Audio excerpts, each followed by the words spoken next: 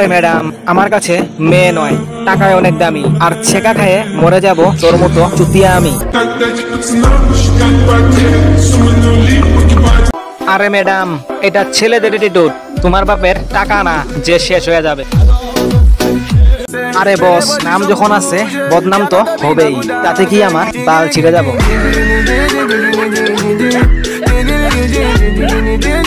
একজনকে পাওয়ার জন্য অনেক চেষ্টা করছিলাম, কিন্তু চেষ্টা করে কি হবে, সে তো একটা 12 বাতারি ছিল।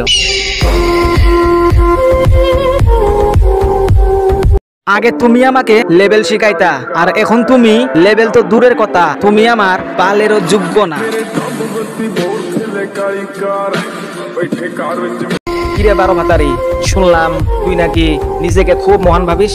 একটা কথা বলছি, ভালো করে শুনে রাখ, যাই নাকি 12 ভাতারি থাকে সে কোনো শ্রম বদলায় না, কারণ তুই 12 ভাতারি ছিলি আর 12 ভাতারি রয়ে গেলি।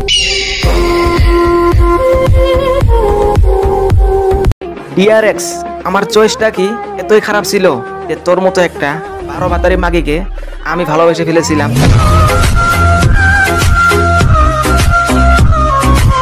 মানি আমি খারাপ, কিন্তু বেঈমান না। আমি কুকুরের খাওয়া খেতে পারি, কিন্তু মানুষের খাওয়া দেহ না।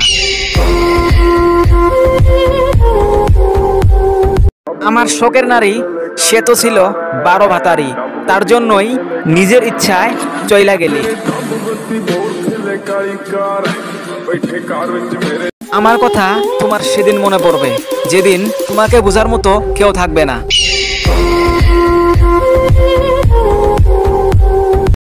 খুব শখের একটা মানুষ ছিল, তাও আবার 12 ভাতারি।